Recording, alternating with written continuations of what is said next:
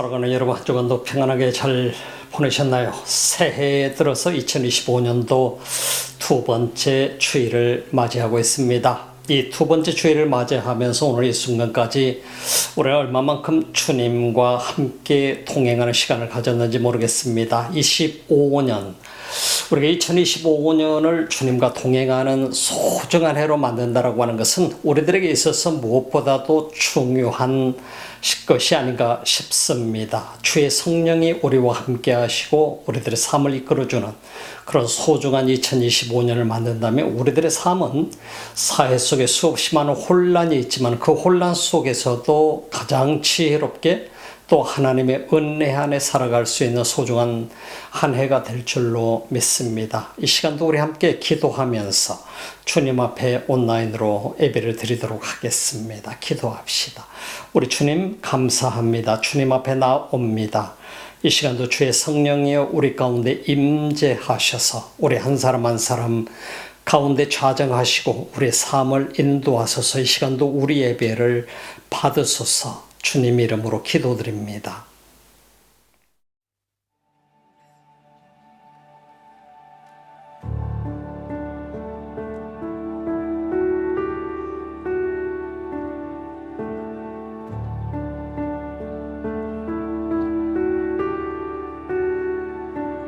In the darkness we were waiting, without hope, without light, till from heaven you came running.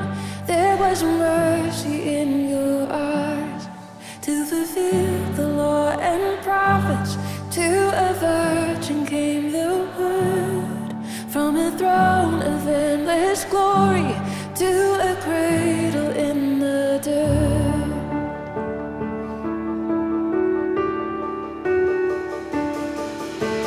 Praise the Father, praise the Son, praise the Spirit, three in one. God of glory, majesty, praise forever to the King of Kings.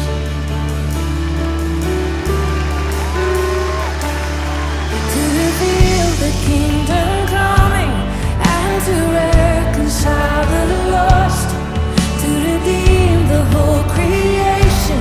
You did not despise the cross, for even in your suffering you saw to the other side, knowing this was our salvation. Jesus, for our sake you died.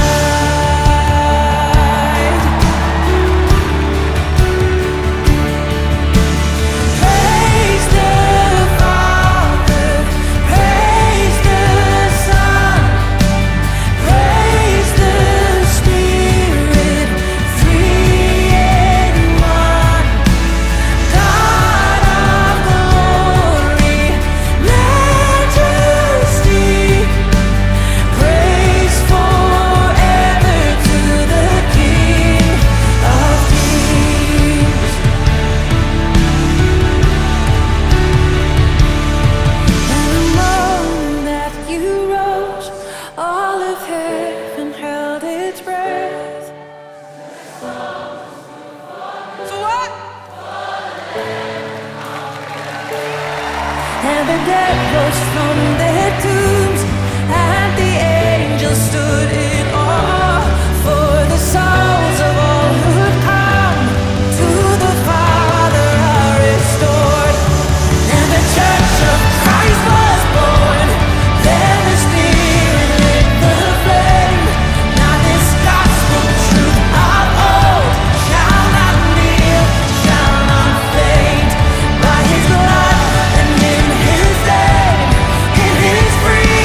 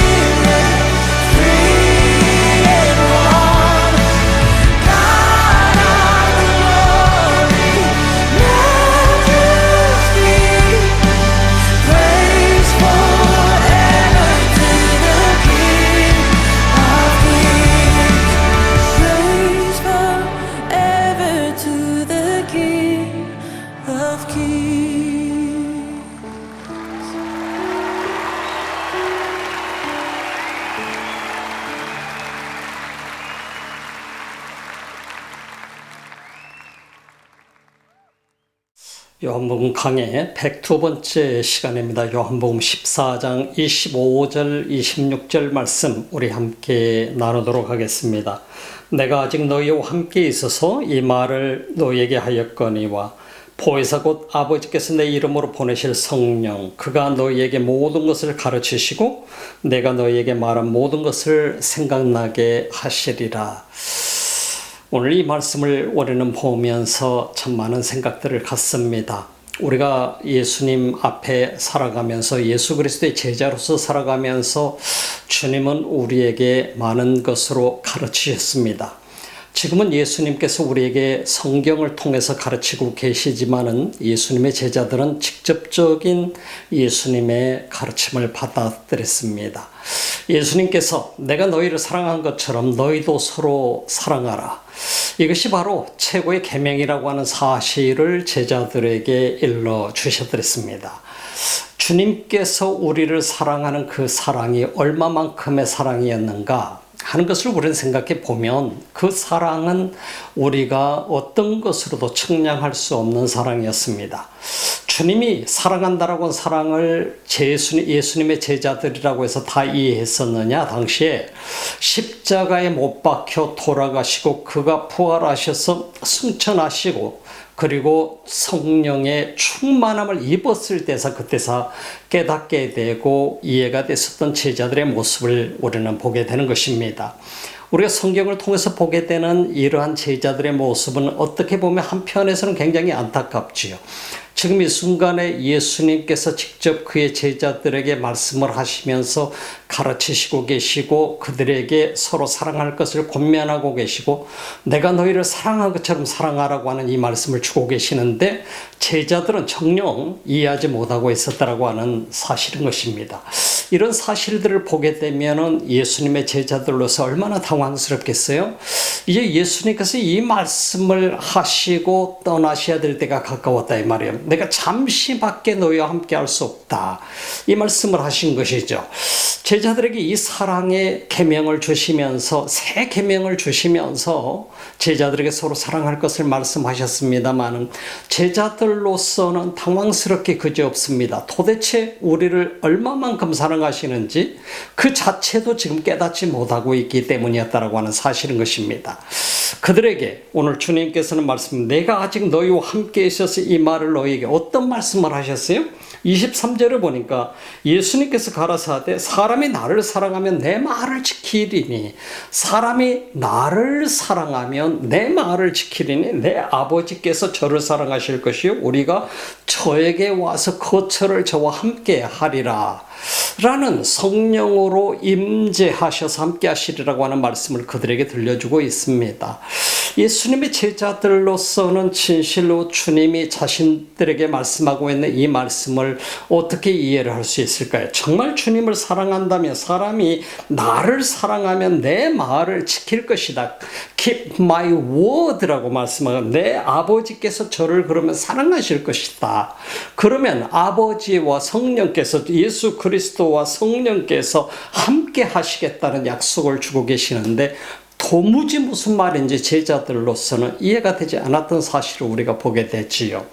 나를 사랑하지 아니하는 자는 내 말을 지키지 아니하나니 참 굉장히 어떻게 보면 심각한 말씀을 예수님께서 제자들에게 주고 계시는 것이요. 나를 사랑하지 아니하는 자는 내 말을 지키지 아니하나니 너희의 듣는 말은 내 말이 아니요 나를 보내신 아버지의 말이다.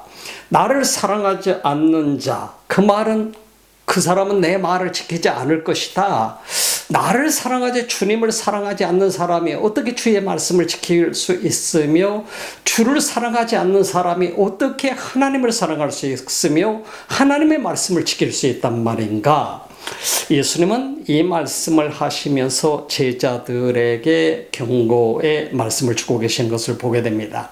신중하게 이 말씀하고 계시는 예수님은 지금 떠나실 준비가 되어 있고 이제 제자들은 예수님을 보내야만 됩니다. 예수님은 더 이상 직접적으로 예수님께서 제자들에게 가르칠 수 있는 그러한 입장이 되지를 못합니다. 예수님이 십자가에 못 박혀 돌아가심으로 인해서 직접 가르쳐야 될 사역이 마무리가 되기 때문인 것이고, 그 다음 단계는 어떻게 이 제자들의 사역을 해야 될 것인지에 대해서는 주의 성령께서 이들을 인도하실 것에 대해서 15절, 16절, 17절에서는 말씀하고 계신 것을 우리는 보게 되죠.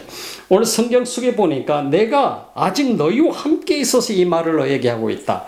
내가 아직은 너희와 함께 하고 있다라고 하는 사실을, 그래서 내가 이 말을 할 수 있는 것이다. 아직은이라고 하는 것은 지금 이 순간에는 내가 너희와 함께 있지만은 머지않아서 나는 너희와 함께 있지 못할 거야 하는 말씀이죠. 그때는 내가 이 말을 할 수가 없어 라는 얘기인 것입니다. 우리 이 말씀을 보면서 주님과 동행하고 있는 이 순간이 얼마나 이들에게 큰 축복이고 소중한 시간인가 하는 것을 우리는 볼 수 있게 되는 것이죠. 보혜사 곧 아버지께서 내 이름으로 보내실 성령, 보혜사 성령에 관해서 예수님이 말씀하고 계시는 것을 보게 됩니다. 바로 내 아버지께서 보내실 보혜사 성령, 내 이름으로 보내실 성령, 아버지께서 성령을 보내실 때에 누구의 이름으로 보내는가? 예수 그리스도의 이름으로 보내신다는 사실에 대해서 예수님께서 말씀하고 계신 것을 우리는 주목해 봅니다. 보혜사 성령, 아버지께서 내 이름으로 보혜사라고 하는 말씀을 우리가 보게 될 때, 이 보혜사라는 말은 우리들을 도와주시는 분, 중보하시는 분, 우리들의 헬퍼가 되어주시는 분, 우리를 중재하시는 분, 우리를 가르치시는 분, 우리를 이끌어주시는 분, 이런 여러 가지 의미가 담겨져 있는 것을 우리가 볼 수 있게 되는 것이죠.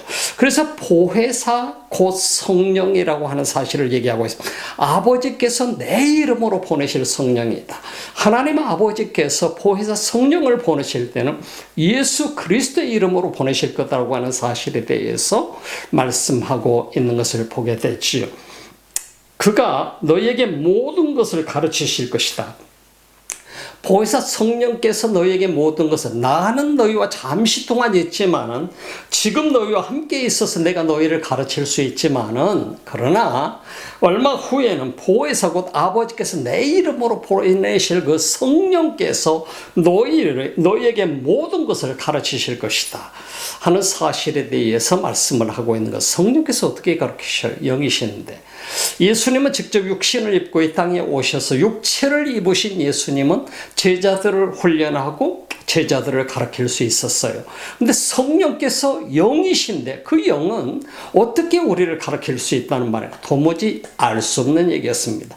제자들은 어떤 말씀인지 도무지 깨닫지 못하고 있어요. 도대체 예수님이 무슨 말씀을, 예수님께서는 그 사실을 알고 계셨을까요? 예수님은 너무나도 잘 알고 계셨지요.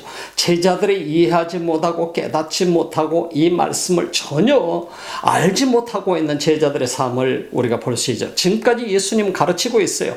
말씀을 하고 있어요. 내가 너희를 사랑한 것처럼 너희도 서로 사랑하라. 새 계명을 내가 준다 라고 얘기했지만 이 말이 무슨 말일까? 주님이 우리를 사랑한 것처럼 너희도 서로 사랑하라고 하는 이 새 계명을 주셨는데 도대체 무슨 말씀일까? 사랑하지 아니하는 자는 바로 하나님도 사랑하지 않는 것이고, 그 사람은 내 말을 지키지 않는 사람이면 그 사람은 세상에 속한 사람이라 굉장히 어려운 말씀들을 다 주고 계시는 거예요. 주님을 정말 사랑하지 않는다고 한다면 어떻게 그 사람이 하나님을 사랑할 수 있겠어요? 주님을 사랑하지 않는다면 어떻게 그 사람이 하나님의 말씀을 지킬 수 있겠어요? 불가능하다는 얘기인 것이죠. 그래서 예수님께서 이 말씀을 제자들에게 하고 계신 것을 우리가 볼 수 있습니다. 이 세상에 어느 누구도 주님을 사랑하지 않고서 그분의 말씀을 기쁨으로 지킬 수 없는 것이죠.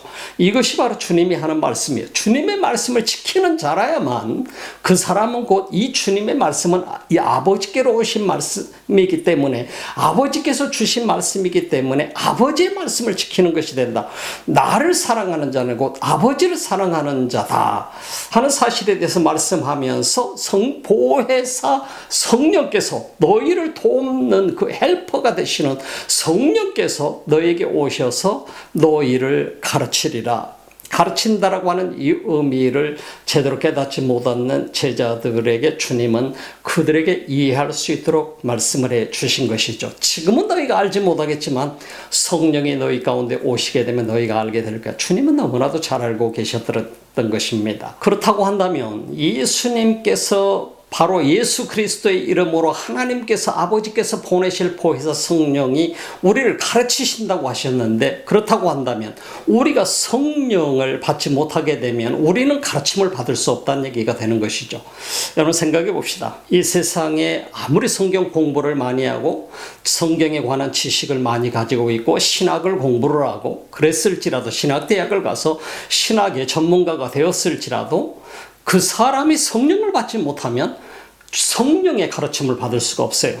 이 성령의 가르침이라고 하는 것은 영적인 의미를 얘기하는 것이, 영적인 가르침을 얘기하는 것입니다. 우리가 글자로 배우는 것은 누구든지 배울 수 있어요. 그러나 성령으로 말미암아서 영적인 가르침을 받을 수 있는 것은 성령을 받은 사람만이 배울 수 있다고 하는 사실이에요. 그 전에 우리는 성경을 수없이 읽을 수도 있고 신학 서적을 통해서, 성경에 관한 서적을 통해서 우리는 수없이 많은 공부를 할 수 있어요.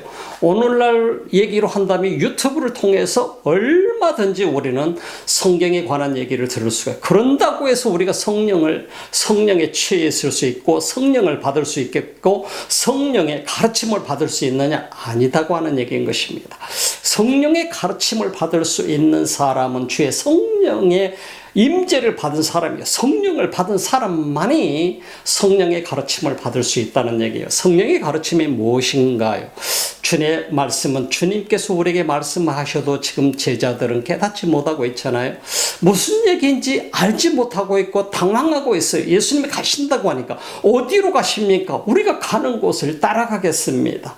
제자들의 모습은 어쩌면 육적으로 예수님께서 계속 남아서 우리와 동행해 주셔야 되지 않겠습니까? 우리의 왕이 되어 주셔야 되지 않겠습니까? 정치적으로 왕이 되셔서 이 나라를 다스려 주셔야 되지 않겠습니까? 그리고 로마의 식민지로부터 해방시켜 줘야 되지 않겠습니까? 하는 그러한 의미들이 내포되고 있는 것을 볼 수 있지요. 그런 그들에게 이제 잠시 후면 say goodbye를 해야 될 때가 되는, 잠시 후면 그들과 작별의 인사를 나눠야 될 예수님의 모습이에요. 그들에게 예수님 말씀하신 보혜사 성령을 아버지께서 내 이름으로 너에게 보내줄 것이다. 그 성령께서 너희를 가르치실 것이다. 그런다면 성령을 받지 못한다고 한다면 가르침을 받을 수가 없고, 너희에게 보내준다라고 약속하신 이 약속은 너희에게 보내주실 것인데, 너희가 받을 것인데, 그러면 너희가 성령의 가르침을 받게 될 것이다. 이 말씀으로 주님은 그들에게 격려를 해주고 계신 것을 보게 됩니다. 이건 단지 예수님께서 이제 십자가를 지셔야 되기 때문에, 그들의 곁을 떠나셔야 되기 때문에 단지 그들을 위로하기 위해서 하신 말씀이 아니었다는 것을 우리는 사도행전 1장을 보면서 깨닫게 되죠. 정말 예수님께서는 제자들에게 오셔서 그 제자들을 가르치시고 3년 동안 훈련하셨고 아직도 깨닫지 못하고 있는, 영적으로 성숙하지 못한 그 제자들을 두고 가시는 예수님의 심정을 우리는 보게 되죠. 그러나 예수님은 너무나도 잘 아셨어요, 그들의 상태를. 그리고 그들에게 보혜사 성령을 보내셔서 그들을 가르치시겠다는 사실을 분명히 말씀하고 계셨어요. 예수님께서 보혜사 성령을 통해서 가르치고자 하는 것은 어떤 것이었어요? 예수님께서 지금까지 말씀하셨던 말씀들, 가르치셨던 모든 말씀들을 성령께서 그들로 하여금 깨닫게 하시고 이해하게 하시고, 그들로 하여금 이 말씀이 영적으로 살아서 생동하게끔 만드는 그 역할을 하게 된다는 사실을 우리가 볼 수 있게 되는 것이죠. 여러분들이 예수님 만날 때 어떤 경험을 하셨나요? 예수님 만날 때 지금까지는 성경 공부를 아무리 많이 하고 성경을 많이 읽어서 그 성경 말씀이 내 속에 메모리가 되어 있을지라도 도무지 내게 영적으로 살아서 생동감 있는 말씀이 되지 않았잖아요. 그러나 성령께서 여러분 가운데 임재하셨을 때 비로소 그 말씀이 살아서 움직이는 말씀이 됐고, 살아서 운동력이 있고 능력이 있는 말씀이 되었잖아요. 이게 바로 성령께서 우리에게 깨닫게 하시는 것이 우리를 가르쳐 주시는 거예요. 내가 지금까지 이해하지 못했던, 지금까지 지식으로만 알았던 모든 것을 영적으로 변화시켜서 영적인 양식이 되게 하시고 영적으로 살아 움직이는 하나님의 말씀이 되게 하시고 지금 이 순간에도 예수님께서 직접 내게 하는 말씀으로 들을 수 있도록 만드시는 분이 성령님이라고 하는 사실이에요. 예수님께서는 바로 이 약속을 제자들에게 해주신 겁니다. 오늘도 우리가 살아가면서 예수님의 말씀을 우리가 암송을 했고 그 많은 말씀들을 우리가 배웠고 듣고 있지만 어느 순간인가 그 말씀이 아차하는 순간에 내게 영적으로 살아 움직이는 주님의 말씀으로 들려져요. 이게 바로 성령께서 우리를 듣게 만들어 주시는 거예요. 성령의 역사지요. 여러분들이 그런 경험이 있으시죠?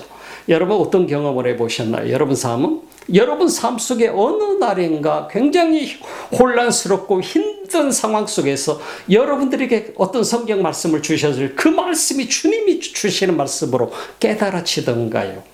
그렇다고 한다면 여러분들은 성령께서 여러분들을 가르쳐 주시는 것입니다. 깨닫게 하시는 것입니다. 이분이 바로 보혜사 성령님이라고 하는 사실이에요. 내가 지금 몸에 병이 들어서 너무너무 고통스러운데 주의 말씀을 붙들고 기도했더니 주의 말씀이 직접 제게 들려와줘요. 깨달아져요. 그 말씀이 주님이 하시는 말씀으로 들려줘요. 일어나 걸어라 하시는 말씀으로 들려줘요. 그때 내가 자리를 박차고 일어나 걷게 되는 그 엄청난 역사를 여러분들은 경험해 보셨나요? 보혜사 성령께서 여러분들을 그렇게 알게 하시고 깨닫게 하시고 이야기하신다는 사실을 우리는 주목해 볼 수 있는 것입니다. 성경을 봅시다. 그가 너희에게 모든 것을 가르치고 내가 너희에게 말한 모든 것을 생각나게 하시리라. 너희에게 내가 말한 모든 것을 생각나게 하시리라.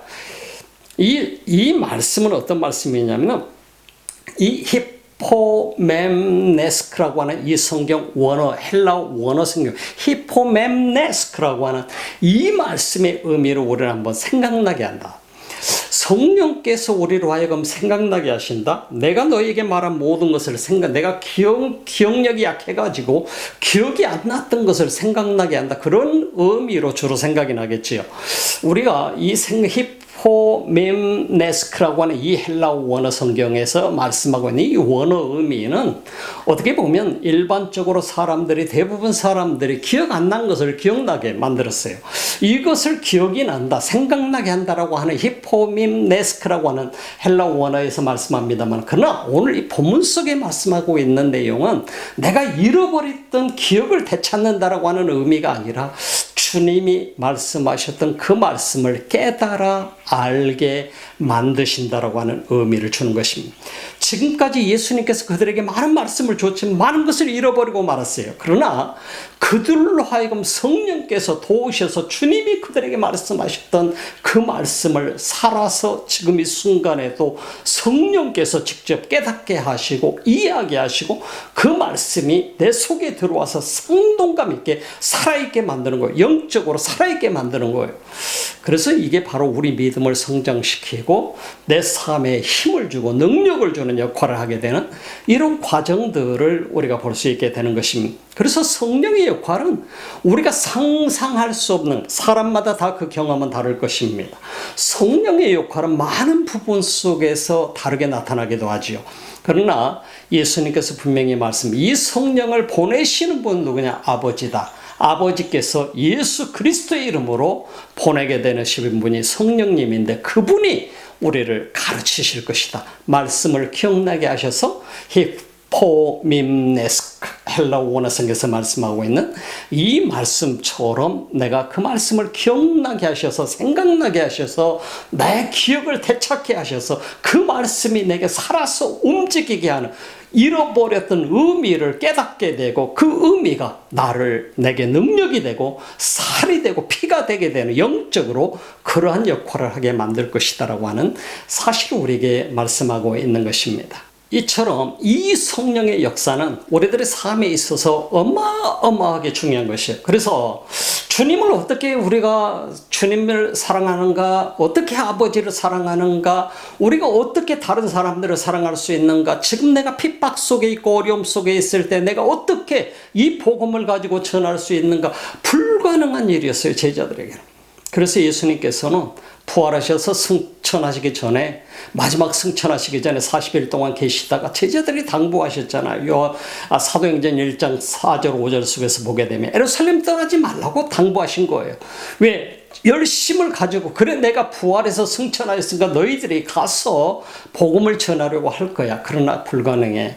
그러니까 가지마. 너희가 성령을 받을 때까지는 가지 말으라고 예수님이 당부하고 계시는. 그래서 사도행전에서 예수님은 부활하신 후 40일 동안 계시다가 승천하시기 전에 제자들에게 당부하고 계시는 말씀이 분명한 거예요.